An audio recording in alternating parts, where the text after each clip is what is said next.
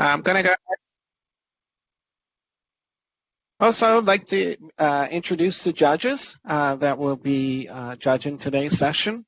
We have Camille Mouban, CEO for Goshaba, Fred Shortfregger, CMO and board member for Huracan Bank, Herbe Alexander, one of our sponsors with Dolphin FinTech, Kit Lam is associate at KPMG, again, one of our sponsors, Matthew Ribbs, partner with Mazars, another one of our sponsors.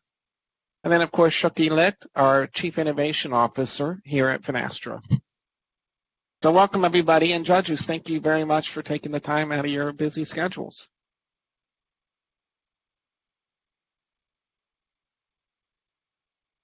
Okay, so after we had a huge turnout for this year's hackathon, we had 4,600 registers. We are in 100 plus countries, so this is 4 times bigger than last year. And as you can see, we have a lot of partners that we worked with this year to do this event.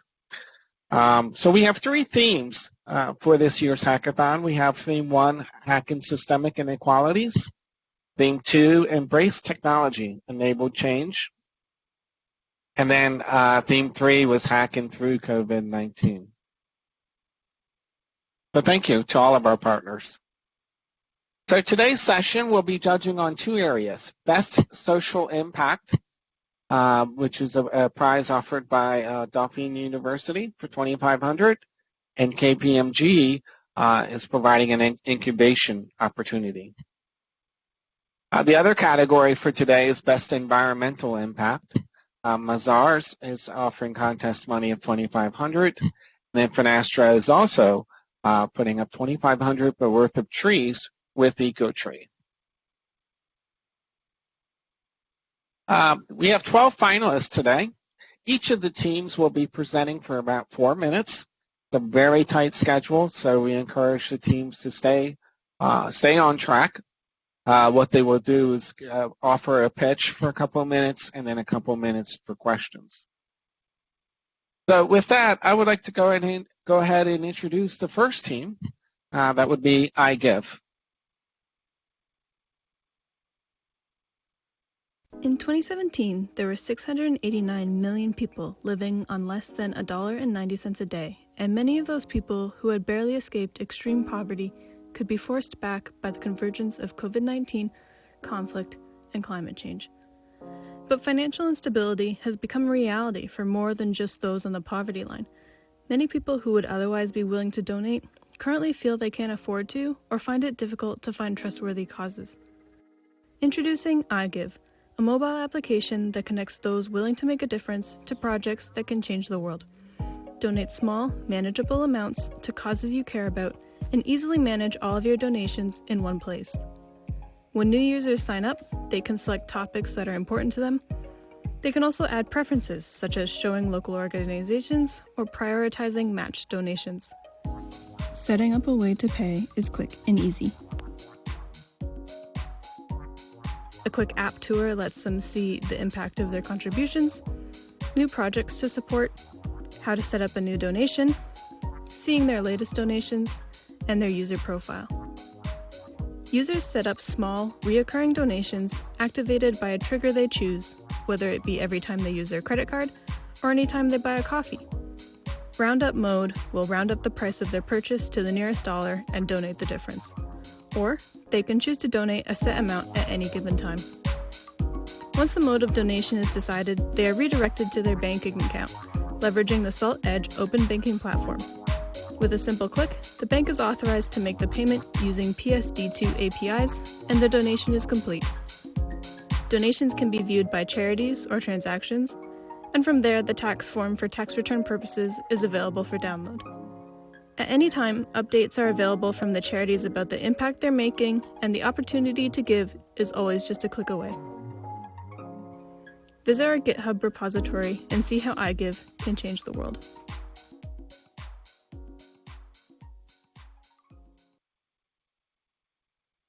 And Mauricio, you've got 2 minutes for a question. Any questions for Mauricio and the iGive team? I have a question for Mauricio. What's your business model? I'm sorry, there is like work right behind me, but what's your business model? How do you guys make money? Yeah, it's something that we don't scope for this prototype. So for now, we just capturing the two sides of this giving process, right? People who's willing to give, and then the people who actually needs the people or the institutions. Eventually, the business model in the future could be the information, right? The data behind this, and the preferences of the people who is willing to give charity. For example, there is a way to donate that is called incognito, and this what it does is it reads your account information and just take a certain amount without you noticing, kind of like you don't even realize that you are giving. And eventually, this could be very useful. Probably we can use this data in the future. But okay, thank you. Mauricio, Paul, do you have any charities or partners signed up to the app? No, not yet. Actually, we did a research about like the most important, not important, the ones that have an impact. We just collect information, the basic information on how we can contribute, but we didn't have time to reach out and to really expose our idea.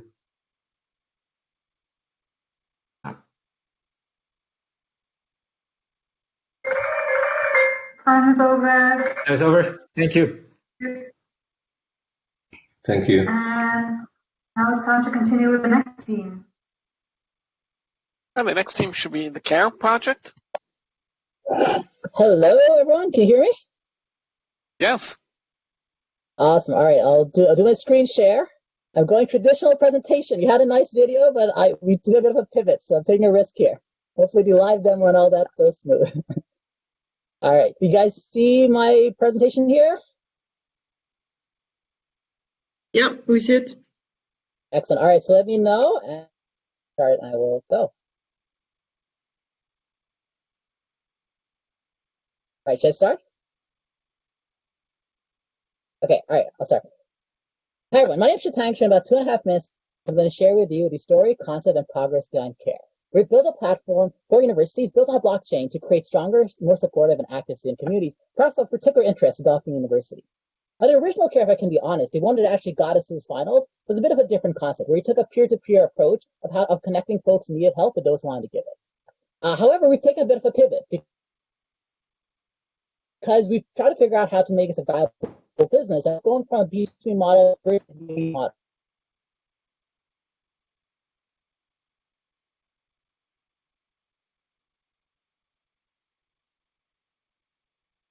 Like we've lost Sitanshu. We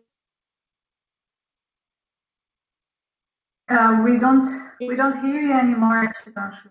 It's probably better if you switch off your camera. Might be good type. It might be better if you switch off your camera so we can just hear you, but we have more bandwidth for that and for seeing your slides. Are you still on the call?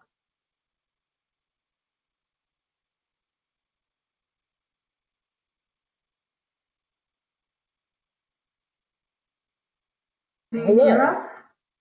Hey. I hear you, but did you lose me? Now we can hear you again. So. Oh no. Okay. What do you want me to do, Shireen? I feel really bad because obviously that's. You can start over again. My suggestion is to switch off your camera so you keep the bandwidth. Absolutely. Okay? I'm sorry about that, folks. Okay, I'll switch on my camera. Hopefully that works. I know I don't have the best internet, so I'll do my best. All right. Should I wait for a prompt from you, Shireen, or should I just start when I'm ready? Ahead. Please go ahead. We'll start the timer when you start. Okay. Sounds good. All right, great. Okay, I'll switch from the beginning. Okay. Hi everyone, my name is Shatang. In about 2.5 minutes, I'd like to share with you the concept, story, and progress behind CARE. It's a platform that's built on a blockchain for universities to create stronger, more supportive, and active student communities of particular interest to Dauphine University, we hope. The original CARE, to be perfectly honest with you, was actually a bit different. It was a P2P concept. It was around connecting folks who wanted to give help with those who needed it. However, we've taken a bit of a pivot because we want to figure out how to make this concept and idea a viable business model. And that's why we've taken a B2B-centric approach centered around universities. And in fact, talked about 3 pilots up Atlantic Canadian universities where we are, representing 25,000 students who actually want to use CARE this winter 2021 to help their student communities, especially during COVID-19. We've got 2 full-time founders now. We've actually just left our jobs in December because we thought this had enough unicorn potential to really give it a shot. And there's 180,000 lines of code. Big thanks to our CTO, Tara, who's absolutely incredible. That's made this concept much more real than even just prototypes and stuff anymore as we were in the beginning. And it's ultimately solving real problems. In fact, the student engagement problem is something that causes students to drop out. I can tell you that I'm actually, I've got a very nice resume and GPA if you look at what I share with people, but in my early years, I actually dropped out of university because of issues around social isolation. And some of that affects 31% of students in our local area. In fact, with COVID-19, this issue of social connection, student disengagement has only been further exacerbated. And that's why we think this is a time for CARE more than any. So what exactly is our solution? It's a concept that brings together ideas of the blockchain, data analytics, gamification, process automation, and more. And all that sounds like buzzwords. And let me show you our actual demo and show you how it actually works. What you see here is kind of the landing page that students see when they join CARE. And it kind of tells a little bit more information here. But one of the things we want to particularly emphasize is the idea of getting points and prizes. So the points is based on a blockchain where essentially as students get more involved, they can get points, and then because of the universities that you have, you can get things like university bookstore discounts, university campus convenience store coupons, and other prizes, swag, and other prizes like that to make it actually viable and useful for them to get involved. Here you can see some of the things that you can do in order to get points. You can join a student society or student group. There's opportunities here to apply to join or just send a message if you have some questions. You can do the same thing for events. And it goes back to the original CARE concept. There's also this back-end platform where, if you need help or if you want to give help, there's opportunities for you to do that as well. And so with that, we'd really like to share, our goal is to help 5 million students in 5 years and make millions in the process as well. And we think that with the help of KPMG's incubation, Finastra, Dauphine University, perhaps, maybe even as clients, we would love to really make CARE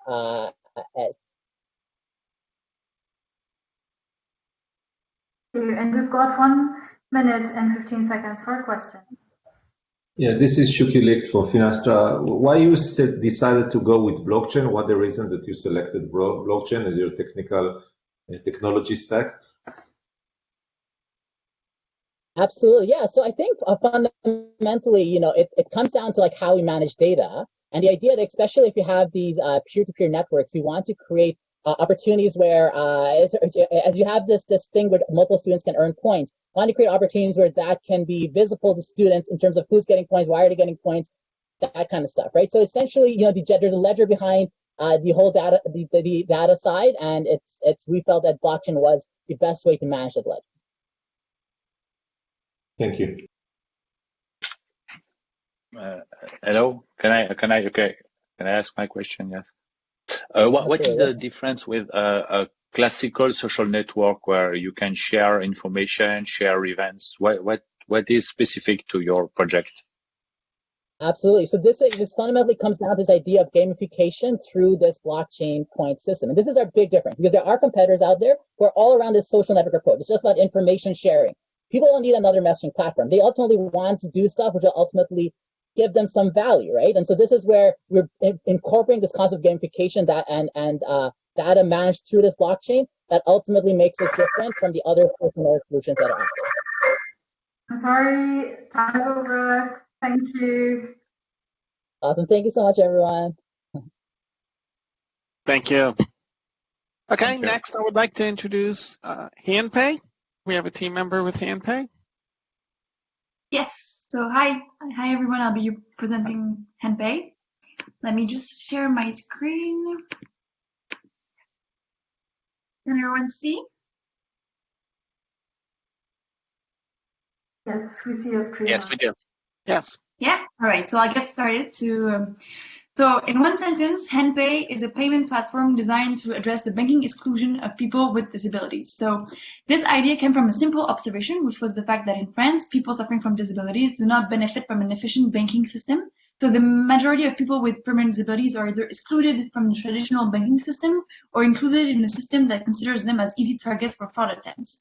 Also, we noticed that many people with permanent disabilities are attributed mentors to, amongst other things, manage their finances, and the relationship between these mentors and their mentees is far from being optimized. So this is where HandPay comes in, and the idea would be to take over where the French banking system currently fails, and so to financially include clients today considered too risky, and to optimize the way that these clients and their mentors interact.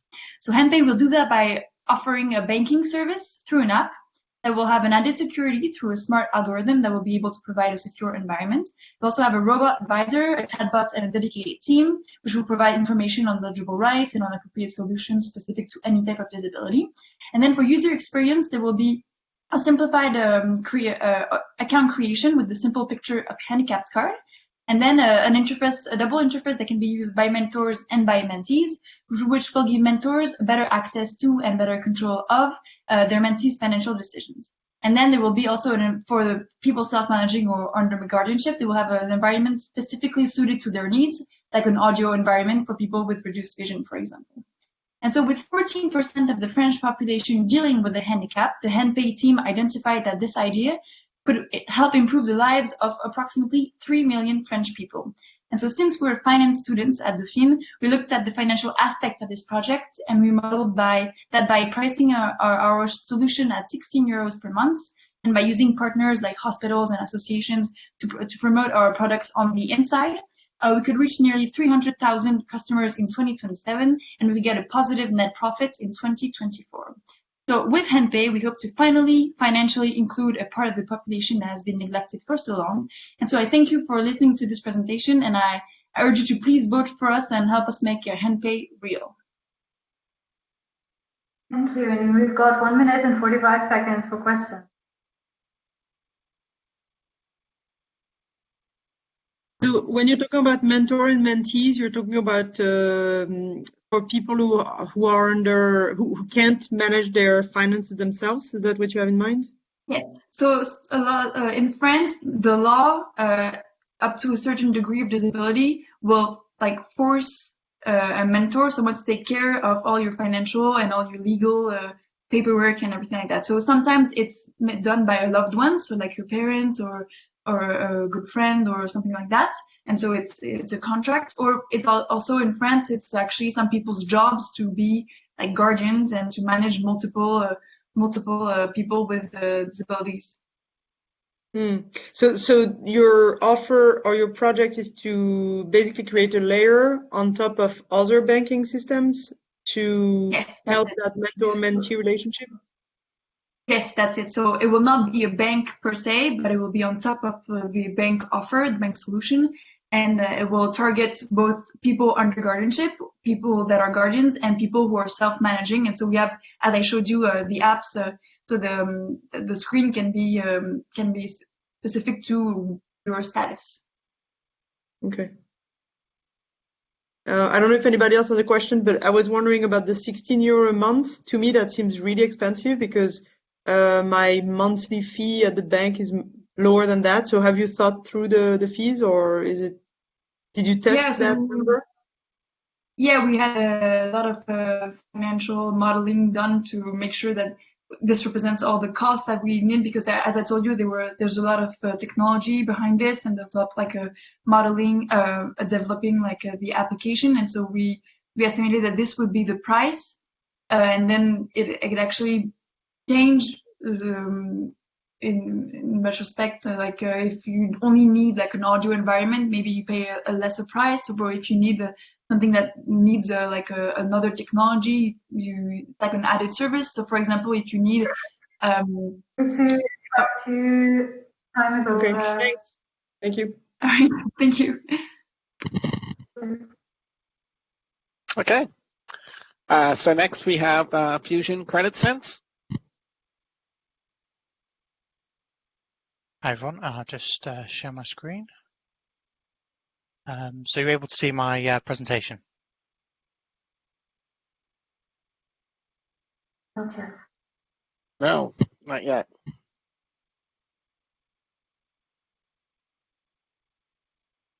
You want to try again, Philip? Yeah. Hopefully that's worked this time.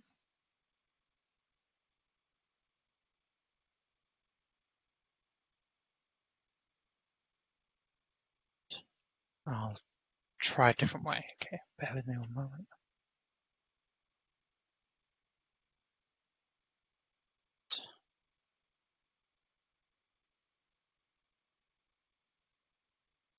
There we go.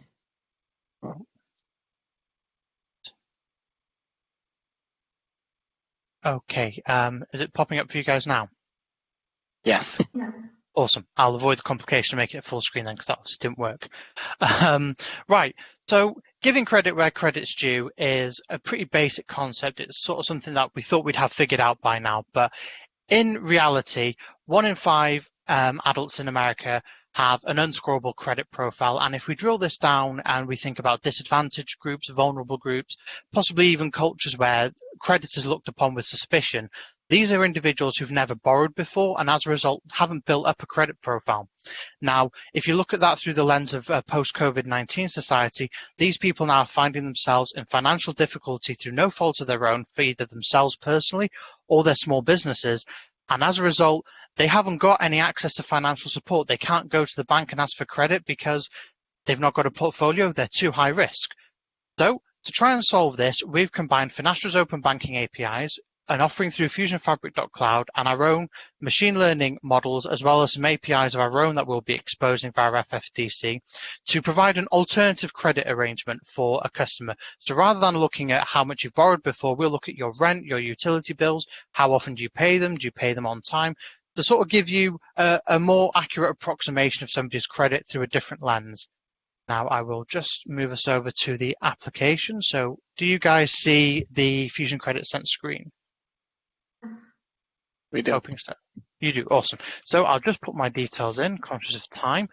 Now, the first step, you put your client's name, age, and the lender who is now processing the application. We fire off our first open banking APIs. We receive a number of banks. So we're with Halifax. Let's fill in our account number and sort code. Click Get Results. So we fire our first API off, which gets us our financial credibility score using the machine learning model. 65.2%, not bad. And we've even suggested an initial credit line of $600. Now that's via the second machine learning model and the other API. Now this number is the loan request ID from Fusion Essence via FFDC. So now when the customer's seen that they've got this financial credibility, they've got this credit line suggested, when they click apply for line of credit, they're then going to be able to go away and apply for that loan without having to go through loads of forms. So we hope that this application will help make the future of credit open. Thank you. Happy to answer any questions. Thank you. And we've got 1 minute and 40 seconds for questions.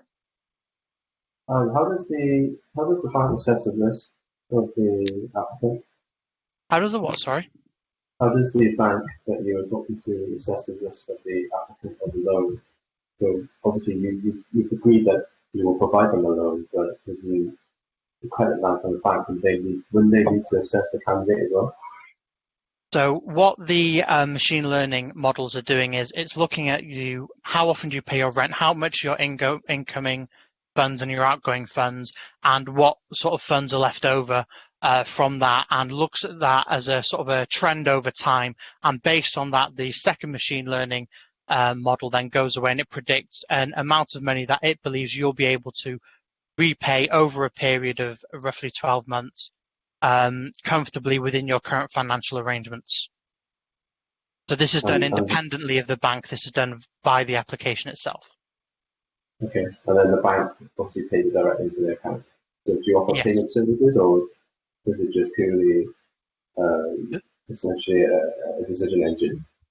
So it's essentially a decision engine that looks at your banking data as opposed to your credit profile, and it uses Fusion Essence's existing loan infrastructure to then go ahead and originate the loan and apply that through the banking system.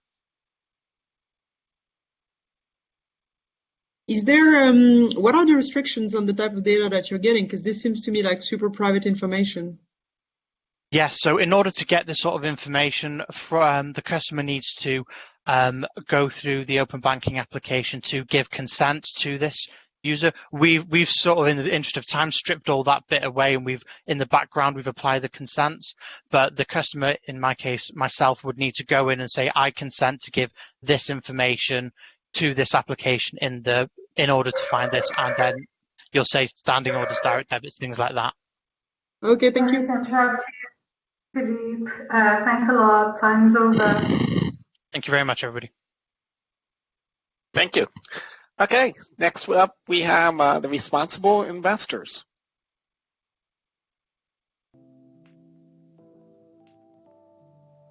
Consumers and investors are no longer complacent about the values their money supports.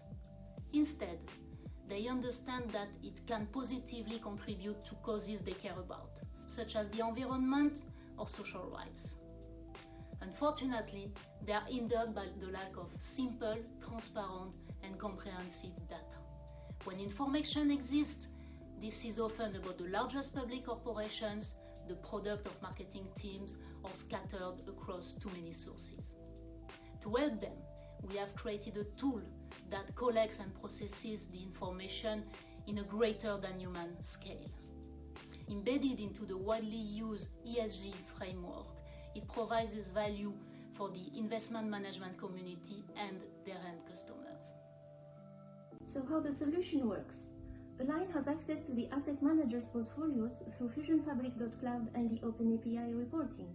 Then, for every company in these portfolios, Align's state-of-the-art AI reads news articles, social network posts, and corporate announcements from the internet and computes scores for different ESG dimensions. These scores are sent back to the asset manager, who can increase the allocation of great companies while reducing exposure to underperforming ones. Finally, the asset manager makes the ESG scores available to his final customer, who can now decide in which fund to invest. Overall, our tool empowers users, from institutional investors to end clients, by providing them with transparency, ease of use, and accessibility. So let's align finance with your environmental and social values.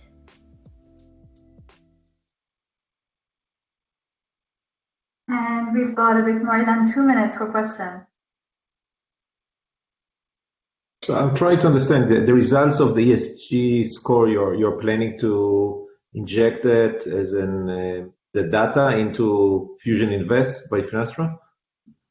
Yeah, that's correct. So we both, it's an integrated solution. So we both inject into, for instance, Fusion Invest platform the scores, and you also have a portal, a front end where you can see more information about it and access some additional analysis. For instance, an important point is we look at the sources on a very granular level, from the company official sources to news and to social medias as well. And you can look at differences between company communication, for instance, and market perception. Thank you. What kind of indicators do you manage for ESG scores? So today we have around 12 indicators, and we plan to expand on that.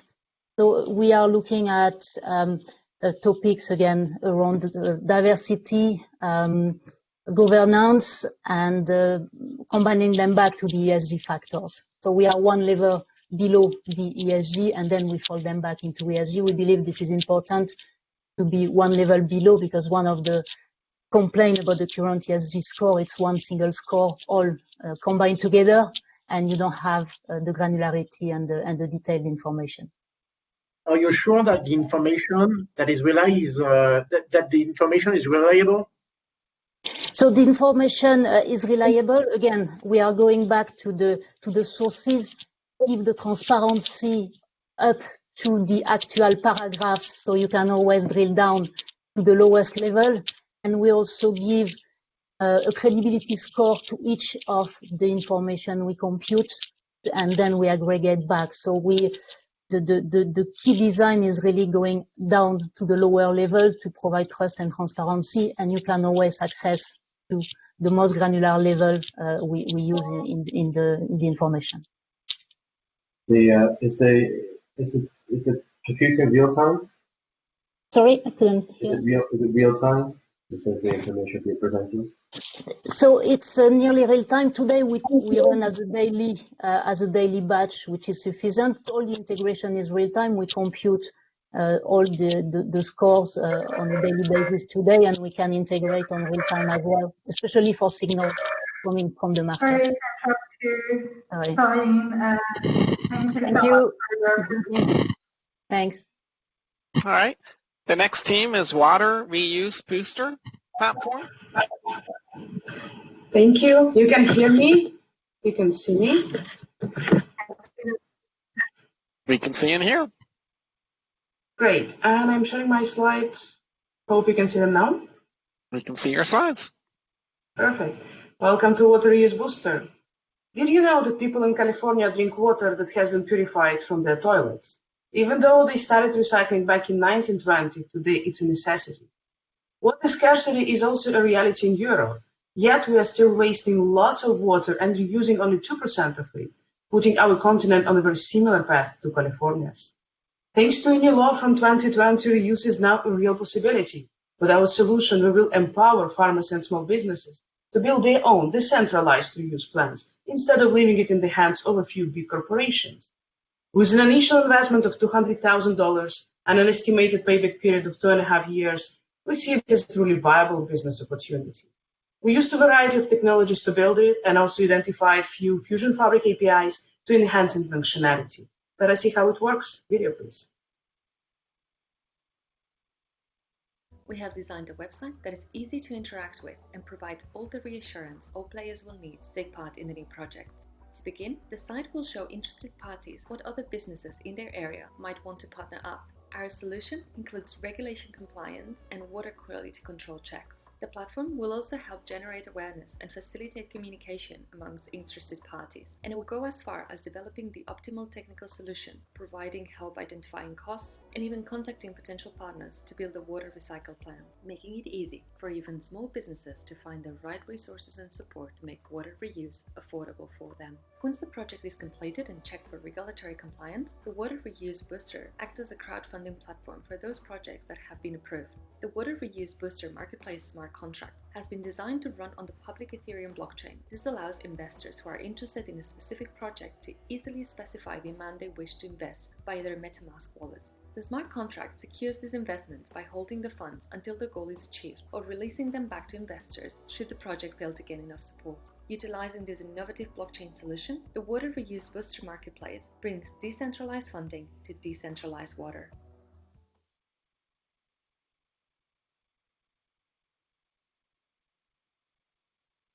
Thank you. And we've got 2 minutes, 15 seconds for questions. Yeah, I will start. Well, I have lots of questions. So, from blockchain technology, are you using any specific coin to do the exchange, or you're using a real one? At this moment, it's designed to use Ether, the cryptocurrency. However, we are targeting to open it and to use smart contracts just to register by transfer in whatever currency.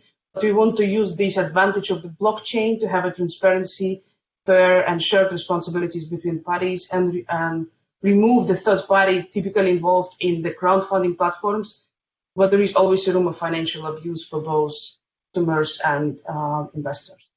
And the transparency, why is the needs for transparency in this story? Why you would like to try to share that with others? Well, if there is a traditional crowdfunding platform, in many cases, investors lose their money because the projects listed there, they have nothing to do with the promises that they put there, or the customers, they cannot get money from the platform just hold them for some reason. Also, as all these parties, they compete for the same resource. There is little trust between them, and blockchain is the perfect solution to solve this problem.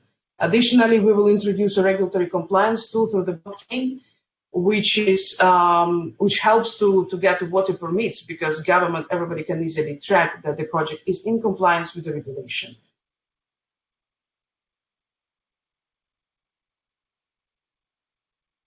I hope it answers your question. Yeah, absolutely. Thank you. Thank you.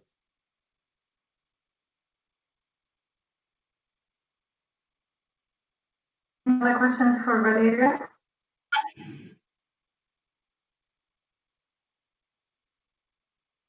I don't know. What's your commercial model for this? How do you guys make money?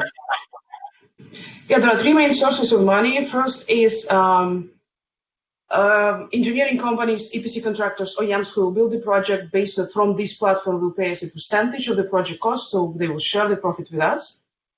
Second one is we will provide end users with the AI-enabled plant operation software. As we are focusing on a specific subsegment of water reuse, that will be standard software that we will develop with a third party, and they will pay a subscription. So with each and every new project, more and more income will come. Last but not least, giving access to the safe projects, they will pay subscription. Sorry to interrupt you, Bolivia. Time is over. Thank you. Okay. Thank you. Next team is carbon cost.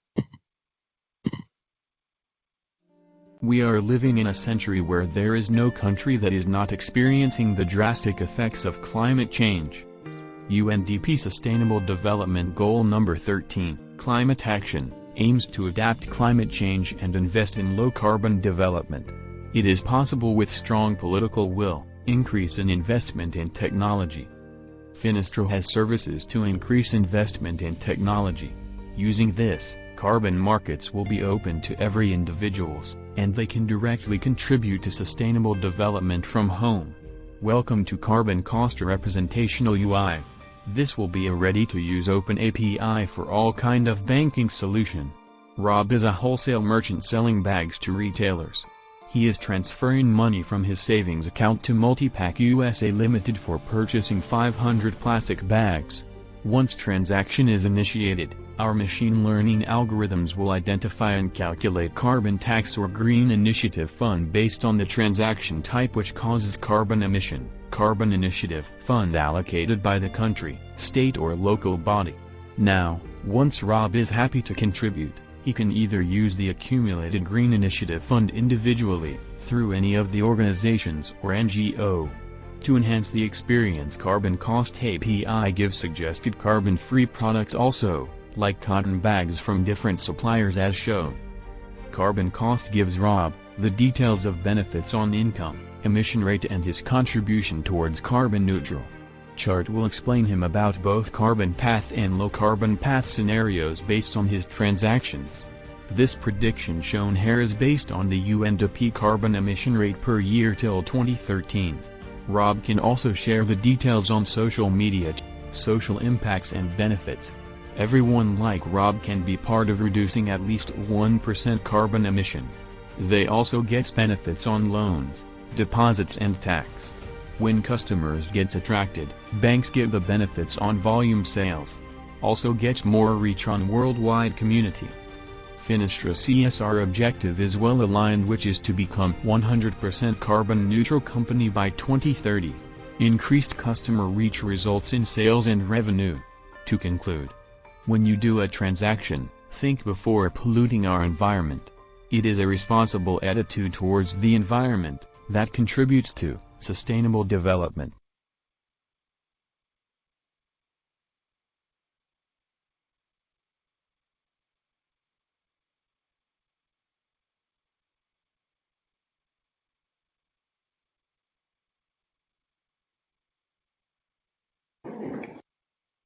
Can you hear you, Shirin?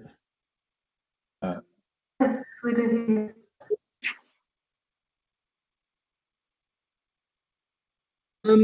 Yeah, I have a question about how, like, what do you use to measure the carbon print of the transactions?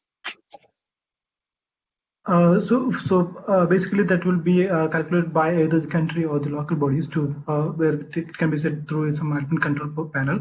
So that's a percentage of carbon footprints that based on the transaction type is allocated. So for food or any fuel component, that will be different. Like the percentage will be changed.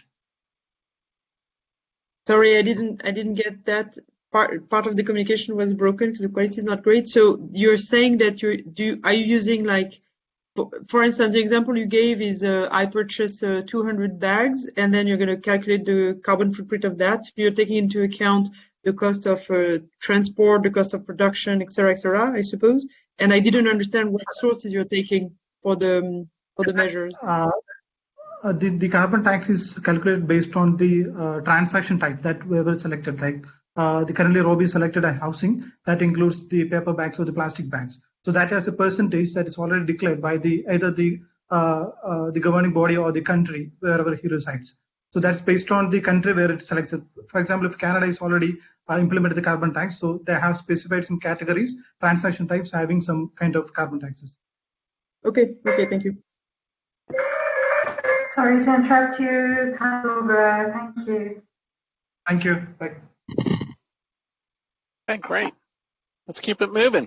Blockchain for sustainable tourism ecosystem.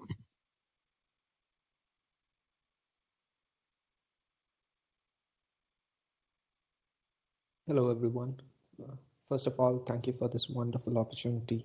It's not every day that we get a chance to showcase our idea to nearly a dozen industry veterans at the same time. So thank you, Finastra. Thank you, partners. Over the next couple of minutes, we will showcase to you sustainable tourism, which is a concept jointly developed by Capgemini and Swinburne University. If one were to draw up a list of the most polluting industries or industries that contribute to climate change the most, you would have energy in there, transportation, manufacture, and among them, surprisingly, would be tourism. What makes tourism unique in that list is that it contributes almost equally to almost all forms of pollution: land, air, water, noise, etc. The lifetime impact of goods and services are much, much greater than what we tend to think of, and in a way that makes tourism a silent killer. We know tourism as an industry started to grow and grow rapidly. So the solution to this lies in embedding sustainable solutions in tourism that can help reduce the negative impact on the environment. Contrary to common line of thought, in case of tourism, sustainable solutions would not be a compromise, rather a step up. Why? Because as far as tourism is concerned, in the next couple of decades, Gen Z will constitute an overwhelmingly huge proportion of the customers. And for Gen Z, sustainability is among the biggest lifestyle choices. So essentially, what you're doing is merging two of the future customers' biggest lifestyle choices. It's a recipe destined for success. Sustainable tourism draws inspiration from the idea of a digital marketplace. Imagine an online platform or a portal where you log in and find a multitude of sustainability-linked challenges related to tourism. There are challenges hosted by airlines, hotel chains, even public organizations, all promoting sustainable behavior. For example, you might have a challenge hosted by Airbnb that rewards you based on the water or electricity you saved during your stay, a challenge by an airline that rewards you based on the weight of your luggage, and so forth. Based on these challenges, based on the challenges you complete, you are provided tokens. We call them SUS token, which can be accumulated and redeemed just like any other loyalty program. In essence, sustainable tourism is a sustainability-linked loyalty program, the difference being that the whole of it works on a blockchain backbone. We use blockchain to create SUS token, which are tradable digital tokens. The partners who host the challenges writes business rules onto the blockchain in order to govern the transactions and the challenges. The concept is simple and straightforward, but the benefits are multifold. For the owner of sustainable tourism, ideally a bank, and the partners as well, sustainable tourism becomes a perfect avenue to align their initiatives to the 17 SDGs defined by the UN. For the bank, it can provide additional customer information, which can be used to further enhance their own products and services and increase customer stickiness. If we can pause the screen, freeze it for the judges to maybe take a look, that would be great. I'm ready to answer any questions that the judges might have. We have 1 minute for a question. Yes, I have. Okay, go on, Alexander.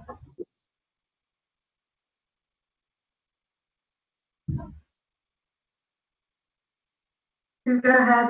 Maybe Hervé, do you want to start? Oh, okay. Sorry. I just have a question. Sustainable tourism is an interesting problem, but maybe the main problem of tourism is flying using airplane. So, how do you take account this problem? Trying to promote more sort of a local tourism or something using less airplane? So essentially, the platform was built keeping in mind a variety of organizations who can own the sustainability linked loyalty program, right? The way we imagined it is for a bank to actually host this and for partners to come on board and host these challenges, right? Now, with respect to airlines, right, they can probably host a challenge which probably is related to it will not contribute to less travel, but it will probably contribute to less fuel that's burnt. Maybe airlines can actually reward customers based on how much luggage that they carry, right? If they were to carry a lower weight, that would actually result in lower amount of fuel burnt, contributing to sustainability. So different parties Sorry can to actually interrupt come on. you, Abhijit here. Time's over. Sorry about that. Yeah. Thank you for the No problem. presentation. Thanks a lot, everyone. Thank you. Okay. The next team is Responsible Trade Services for an Agriculture Cooperative. Hi everyone, we are happy to participate in the final of the Finastra Hackathon for the Best and Social Environmental Impact Prize. Our application is named Green Funding. It allows social and green financing for all farmers, small or big one, just on one click. So what is the context? Many remote professionals are facing economic and health crises, without forgetting the pollution that threatens everyone. Just like John, green funding is here to offer social funding based on crowdfunding, allows to choose suppliers and products that respect the environment, and also choose less polluting transport, just on one click. The process is that the customer applies for financing on the application, green funding. He chooses products and suppliers that respect the environment, choose less polluting transport. A deal and facility are created to obtain the financing. Until the deal is approved, an import letter of credit is created to complete the import process of these products. Green funding uses FFDC APIs of FTI and LoanIQ. Sales will present a deal.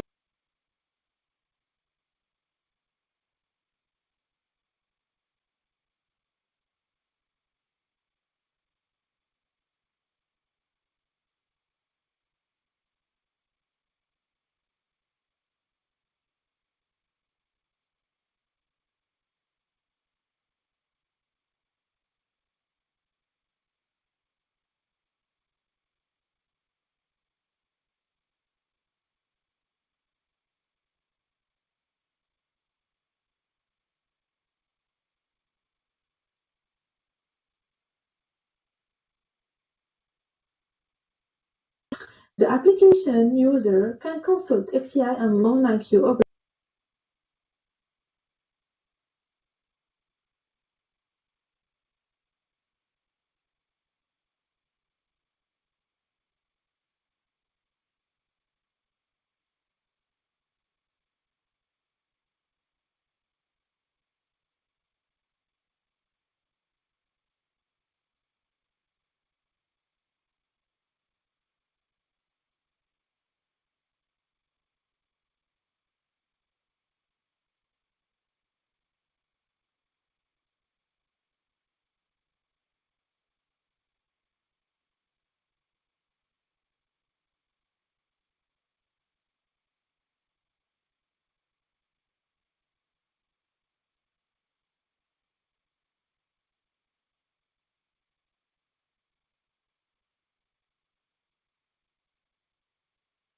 A bit more than 1 minute for questions. Sorry, but I think there is a problem with the presentation. Yeah, there's definitely a problem with the presentation. Yes. What is your business model? So for our business model, we have firstly parts of the rate, T%, and for a bank, a new client.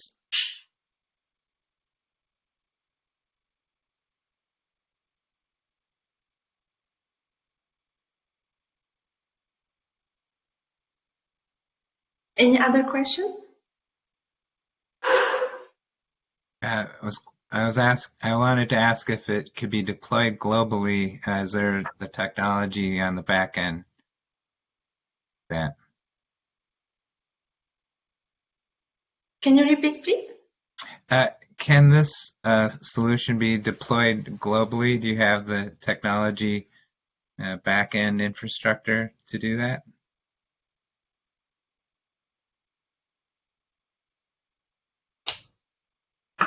Yes. It just needs to be hosted by a bank. The time is up. Thank you. Thank you, everyone. Okay. Next up, we have ESG AI. The financial sector has recently become consumed with investing in companies that prioritize the environment, social issues, and corporate governance. In 2020, more than 90% of S&P 500 companies published sustainability reports showcasing their dedication to ESG standards. One of the largest influences on the market is a constant bombardment of news and information. ESG AI takes a data-driven approach to ESG analysis, scanning over 750 billion news articles in real time. It leverages sentiment analysis and deep learning-based graph methods to calculate companies' ESG scores. This information allows investors to discover investments that prioritize their environmental impact.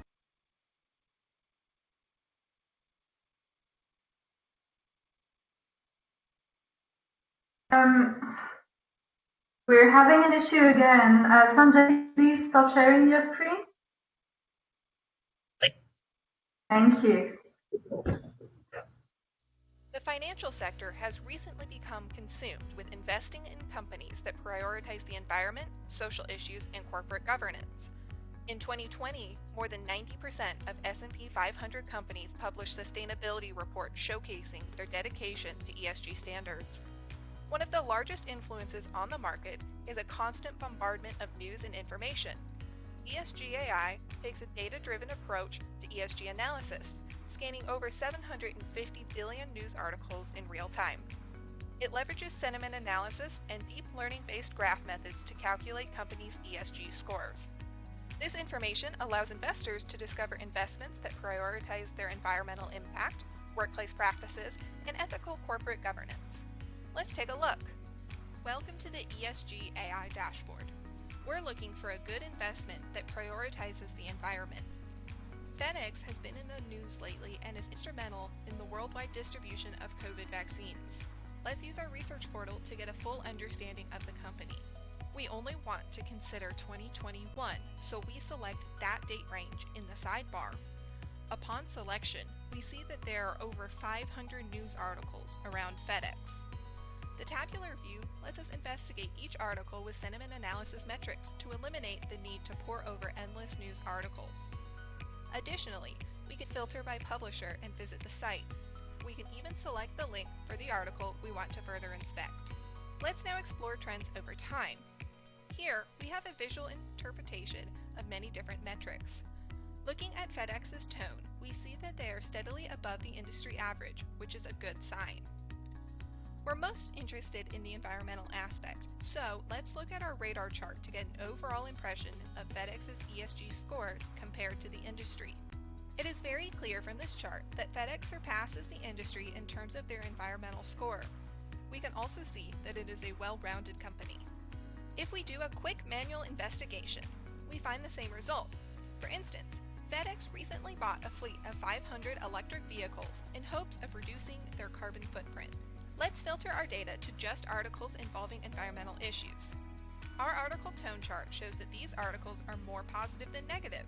This is great to see, as it appears that FedEx is well liked by many different publishers.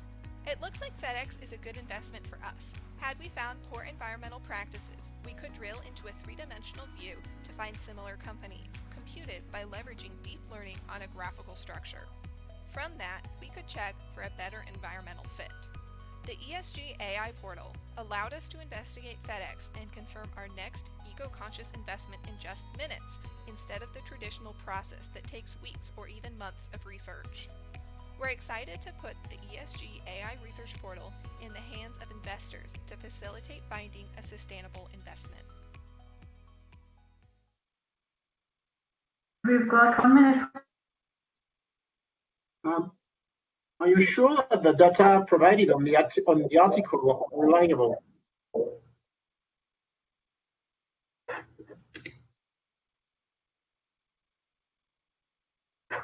Hannah, are you on the call? Oh, I was talking on mute, sorry. Yeah, so these were news sources that were scraped from a resource via Google.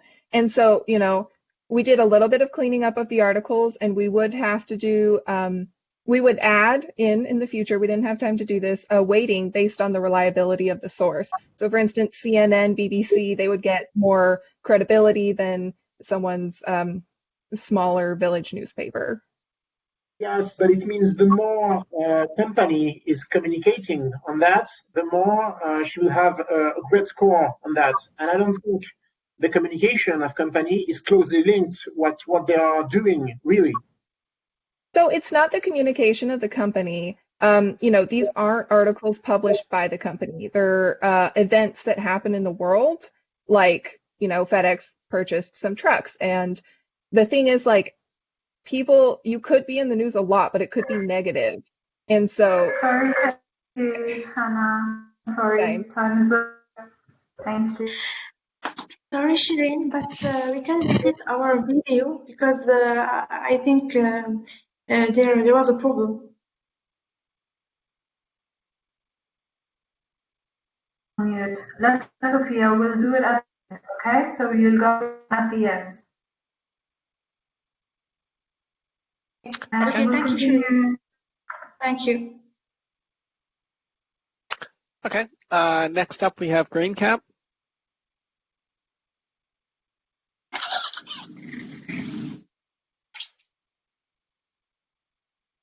We have somebody with I am there. I'm trying to share my screen. It is not letting me share. Okay, thank you.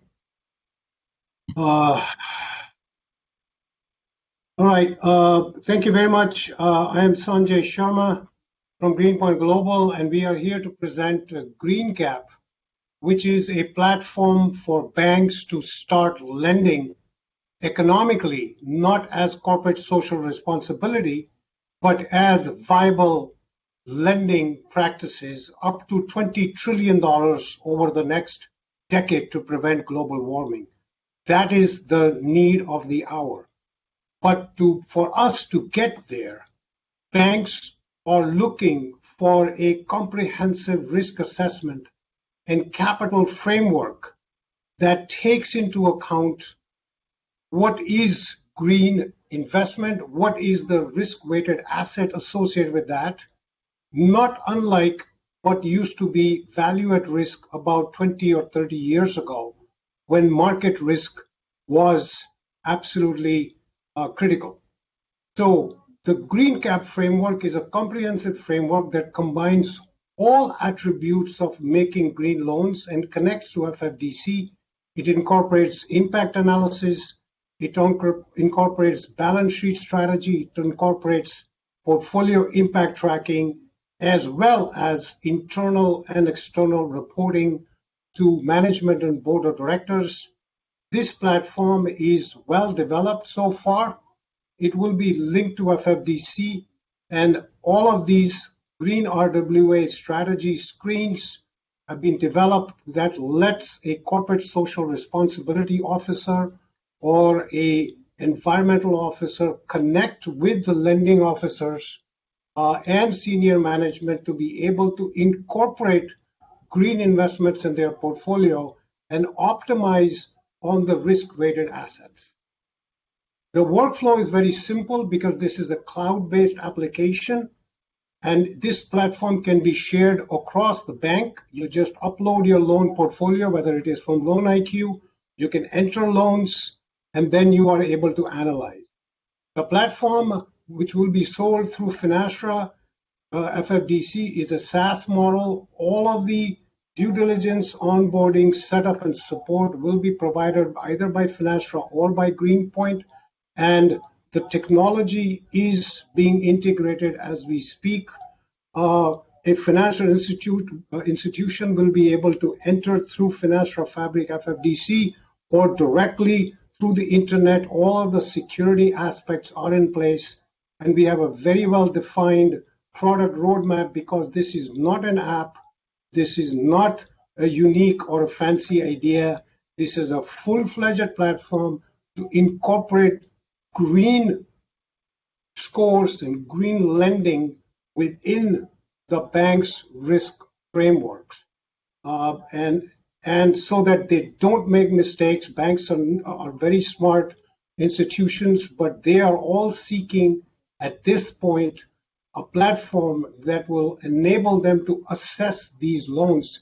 And without these loans, green cap or greening or environmental will be limited to corporate social responsibility, which will not get this society and this earth to a point where it is economically viable and $20 trillion of capital can be released.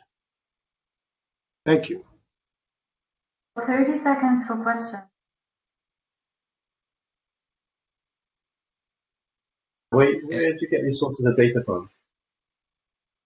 The data will come from, so we have incorporated the Green RWA model by the Green RWA Association.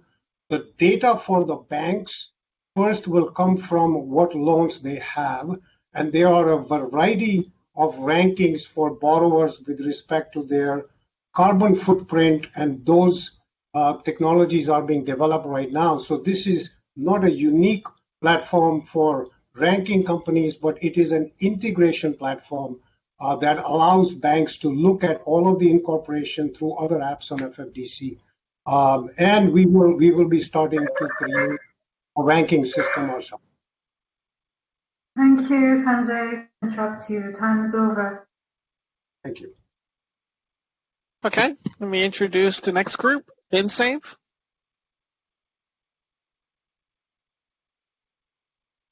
Hello, can you hear me? Yes, we can. Yes, we do hear you, Bindu. Okay, so Shireen, here's the plan. I would like to talk and give a brief introduction, and then right after it, you can just play the video. Please go ahead. Okay, so hello judges, this is Bindu from Team FinSafe. This is really a trying time for all of us, but we also so help the volunteering or donations pouring in from all walks of life. But we realized from our personal experience that a lot of potential donors were not actually donating for a bunch of reasons. FinSave is a solution that's close to our hearts, and it brings three major stakeholders, the local community, banks, and the donors, to create meaningful campaigns and make donations affordable, easy, and transparent. So let's take a quick look. So can we have the video? Yeah. Hello, we are Team FinSave. When we started to think about ideas to help those affected by the pandemic, we realized that we wanted to contribute, but never did because we didn't know what to do. What exactly is the problem? To start, donors are unaware of a cause that appealed to them. Then comes the feeling that donations need to be big to make a difference and is perceived as a financial burden. The biggest problem is lack of trust due to campaign frauds and lack of transparency. So what's the solution? FinSafe solves the trust issue by making banks a trusted partner. They can work with the local community or their customers to co-create meaningful campaigns. FinSafe utilizes banks' existing channels to keep customers informed of the campaigns. Every penny counts when it comes to donations. FinSafe uses account balance rounding to save for donations, making it effortless as possible. FinSafe donations are transparent. Donors can track the status of their savings and the campaign's progress on their dashboard at any time. Now to financials. We propose FinSave as a face of the bank's social responsibility activities to co-create value, engaging customers. Productive customer engagement can reduce the attrition by 1 to 2%, which can directly translate to a 1 to 2% growth in the net income. The tech stack. FinSave is powered by Angular 6 on the front end. Backend is driven by .NET Core, Python, Flask, FFDC APIs, and MongoDB. We have used sample dataset from Kaggle to drive the demo. Seeing is believing. Let's see a quick demo of FinSave. What you see is the program dashboard listing active and closed programs. An admin at the bank can create a program with basic details like the total fund amount, description, start, and the end dates. Once a program is saved, all customers receive an email notification and on-screen notification on the bank's home screen. The notification leads the customer, let's say Nancy, to the list of active plans. She can set up a contribution plan with minimum required details like the contribution amount, the rounding frequency, and the mode.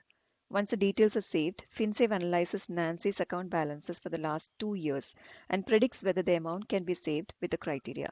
It also recommends alternatives if the donation amount can't be saved. Nancy can view the status of her contributions as well as the program's overall progress on her program dashboard anytime. Automated savings stop when the donation amount is saved or at the end date set by Nancy. Any contribution that Nancy makes to a tax-saving program will also be added to her year-end statements. Save small, donate big. Happy donation. We've got 1 minute for questions.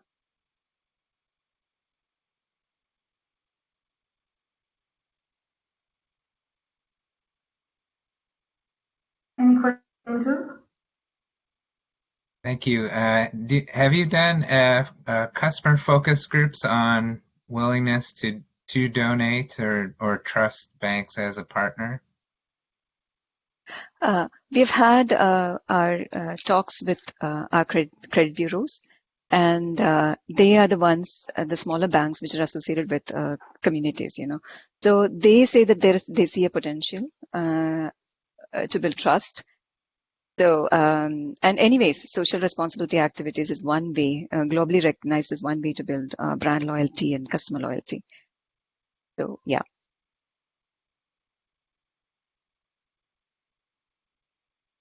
Did I answer your question?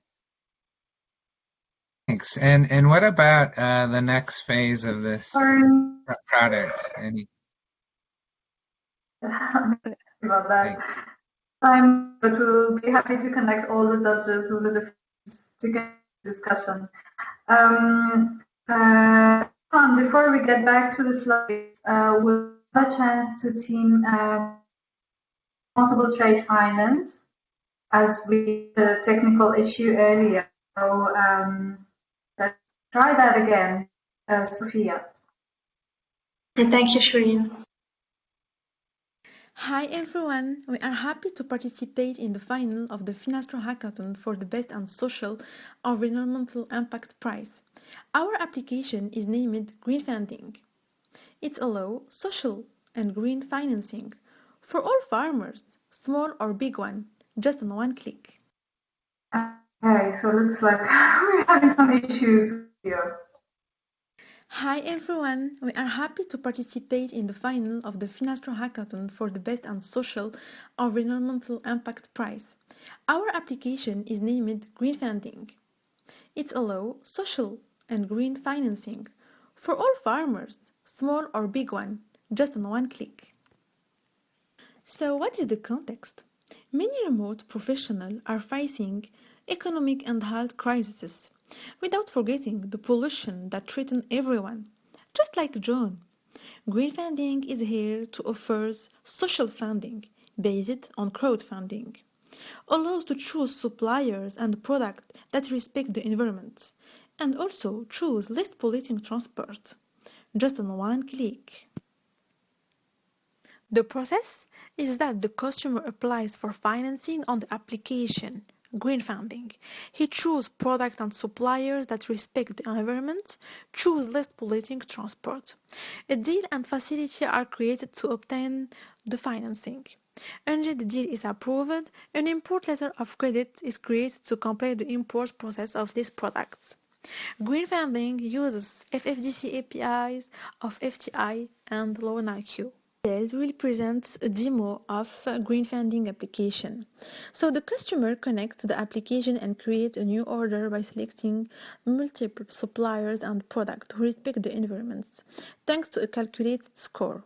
He can have a discount if he has a good carbon balance. When done, he can consult full details on his current order and the final price after discount. Then, the bank user gets to consult the new submitted order to approve or refuse it. NG approved if FDC APIs are called for deal facility and LC creation. The bank user can also choose from a set of lenders who will contribute to the payments. The application user can consult FTI and LoanIQ object thanks to the open APIs. Green funding allows to choose green product, green suppliers, green-less polluting transport, and based on crowdfunding. Benefits for the beneficiary: project financing with reduced rates and secure payments. For the bank, new clients, solidarity and ecologic transition. And for lender, bank assistance, participation in the capital of the company. Our applications help the beneficiary get his business back and make everyone happy. So what's next? More functionalities, more product trade and supply chain finance for all small and medium enterprises.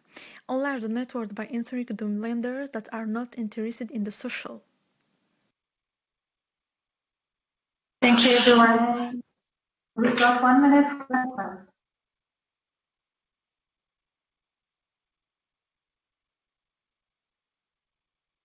Anyone has questions for Sophia?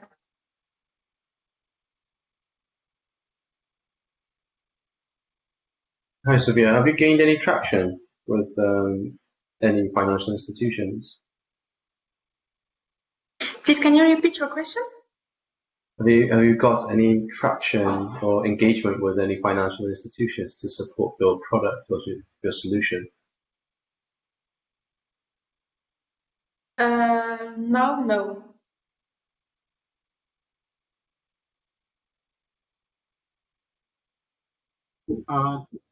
Why did you limit your app to agriculture?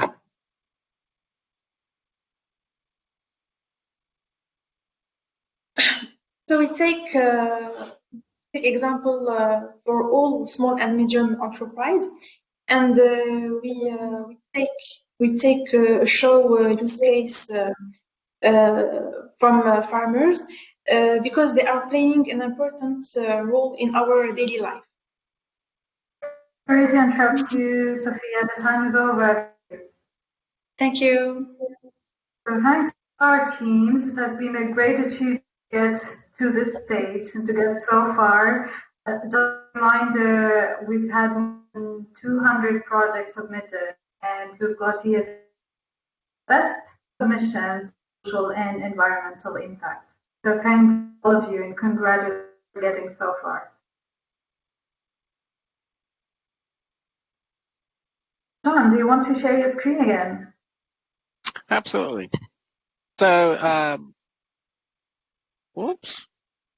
So all the winners will be announced for all the categories on the 27th of January, which is, believe it or not, next week.